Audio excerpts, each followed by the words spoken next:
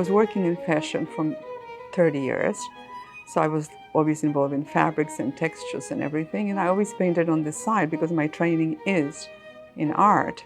And eventually when I left the fashion business, I went full-time being an artist. I specialized only to work in resin and experimented for all these years, which is close to 30 now, with the resin. I still enjoy experimenting with new resin, like from Eli-Chem. So I start with the idea, with the composition, colors, anything of that kind.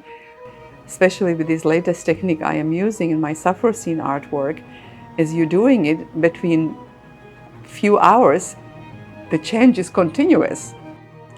The one thing which is fantastic about resin, you have instant gratification. It has a life of its own. So it is alive. It's definitely a live material. You immediately see it.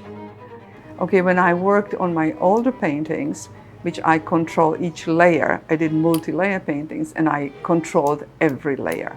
So this is a complete control of the painting. Versus this now, with the new resin that I'm using, no, you really are, I would say it's 30% control, 70% out of control. That's how it goes. I think that also resin is very sensual. There's something about the movement of the resin and how it glides. There is something very special. And the results seem to be very popular.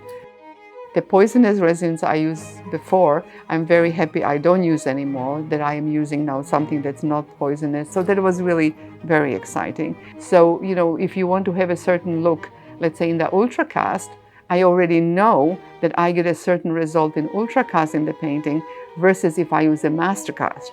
Mastercast gives me a different results. So I did see the differences between these two materials. And of course, high build, which was just recently I started to work with, which is also really very good because I have been trying to do high build on my own with the regular resin. So this is a new addition. I think this is just the beginning.